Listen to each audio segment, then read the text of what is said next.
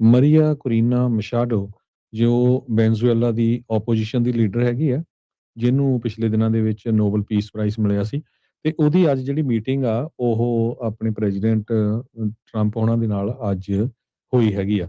ਤੇ ਮੀਟਿੰਗ ਤੋਂ ਬਾਅਦ ਉਸਨੇ ਪ੍ਰੈਸ ਕਾਨਫਰੰਸ ਦੱਸਿਆ ਵੀ ਜਿਹੜਾ ਉਹਨਾਂ ਨੂੰ 골ਡ ਨੋਬਲ ਪੀਸ ਪ੍ਰਾਈਜ਼ ਮਿਲਿਆ ਸੀ, ਉਹ ਉਹਨਾਂ ਨੇ ਟਰੰਪ ਨੂੰ ਦੇ ਦਿੱਤਾ ਹੈਗਾ ਆ। ਇਹ ਪਤਾ ਨਹੀਂ ਵੀ ਹੁਣ ਟਰੰਪ ਹੋਣਾ ਨੇ ਰਿਸੀਵ ਕੀਤਾ ਜਾਂ ਨਹੀਂ ਕੀਤਾ, ਪਰ ਇਹਦੇ ਵਿੱਚ ਜ਼ਰੂਰ ਉਹਨਾਂ ਨੇ ਇਹ ਗੱਲ ਦੱਸੀ ਹੈਗੀ ਆ। ਮਦੂਰੋ ਨੂੰ ਟਰੰਪ ਨੇ ਪਹਿਲੇ ਹੀ ਚੱਕ ਕੇ ਲੈ ਆਏ ਹੈਗੇ ਆ। ਉਹ ਤੋਂ ਬਾਅਦ ਆਪੋਜੀਸ਼ਨ ਦੀ ਲੀਡਰ ਵੀ ਰਹੀ ਆ ਮਰੀਆ ਮਸ਼ਾਡੋ।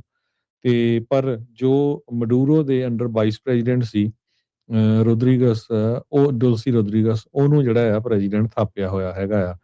ਨੋਬਲ ਪੀਸ ਪ੍ਰਾਈਜ਼ ਦੇ ਆਰਗੇਨਾਈਜ਼ਰਸ ਨੇ ਕੁਝ ਦਿਨ ਪਹਿਲਾਂ ਇਹ ਕਿਹਾ ਸੀ ਵੀ ਮੈਡਲ ਕਿਸੇ ਹੋਰ ਜਿਹੜਾ ਜਿਹਨੂੰ ਮਿਲਿਆ ਉਹ ਕਿਸੇ ਹੋਰ ਨੂੰ ਨਹੀਂ ਦਿੱਤਾ ਜਾ ਸਕਦਾ ਹੈਗਾ।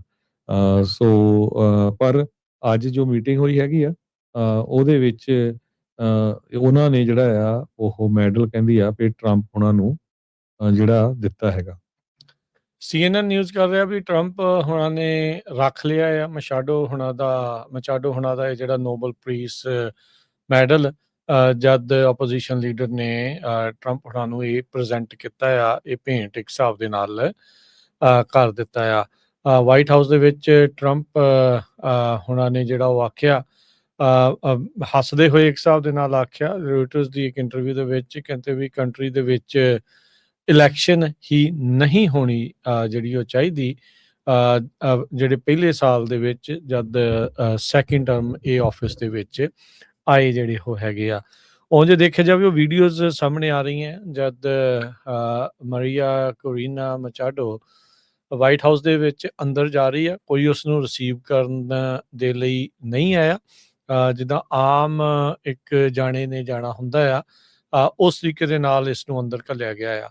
ਇਹਨਾਂ ਨੇ ਟਰੰਪ ਹੁਣਾਂ ਨੂੰ ਇਹ ਬੇਨਤੀ ਕੀਤੀ ਆ ਵੀ ਆ ਰਹੀਆਂ ਜਿਹੜੀਆਂ ਵੀ ਜਦੋਂ ਵੀ ਵੈਨੇਜ਼ੁਏਲਾ ਦੇ ਵਿੱਚ ਇਲੈਕਸ਼ਨ ਹੁੰਦੀਆਂ ਤੇ ਸਾਡੀ ਸਪੋਰਟ ਤੁਸੀਂ ਕਰੋ, ਜਿਹੜੀ ਆਪੋਜੀਸ਼ਨ ਪਾਰਟੀ ਆ ਇਹਨਾਂ ਨੂੰ ਜਿਤਾਉਣ ਦੇ ਲਈ।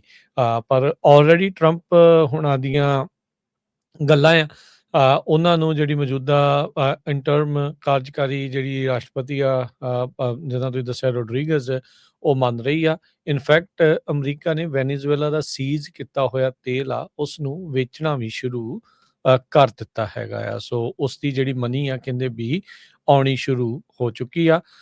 ਤੇ ਟਰੰਪ ਹੁਣਾਂ ਨੇ ਜਿਹੜਾ ਉਹ ਦੱਸਿਆ ਵੀ ਉਹਨਾਂ ਨੇ ਜਿਹੜਾ ਨੋਬਲ ਪੀਸ ਪ੍ਰਾਈਜ਼ ਆ ਉਹਨਾਂ ਦਾ ਮਚਾਡੋ ਦਾ, ਉਸ ਨੂੰ ਰਿਸੀਵ ਕਰ ਲਿਆ ਆ, ਅਸੈਪਟ ਜਿਹੜਾ ਆ ਉਹਨਾਂ ਨੇ ਕਰ ਲਿਆ ਹੈਗਾ ਆ। ਟਰੰਪ ਹੁਣਾਂ ਦੀ ਬੜੇ ਲੰਮੇ ਚਿਰ ਤੋਂ ਇਸ ਪ੍ਰਾਈਜ਼ ਦੇ ਉੱਤੇ ਨਜ਼ਰ ਸੀਗੀ, ਨੋਬਲ ਪੀਸ ਪ੍ਰਾਈਜ਼ ਦੇ ਉੱਤੇ।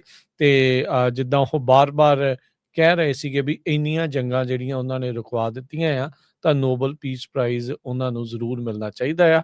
ਪਰ ਵੈਨੇਜ਼ੁਏਲਾ ਦੀ ਵਿਰੋਧੀ ਧਿਰ ਦੀ ਨੇਤਾ ਨੇ ਆਪਣਾ ਪੀਸ ਪ੍ਰਾਈਜ਼, ਨੋਬਲ ਪ੍ਰਾਈਜ਼, ਉਹ ਟਰੰਪ ਹੁਣਾਂ ਨੂੰ ਭੇਂਟ ਕਰ ਦਿੱਤਾ।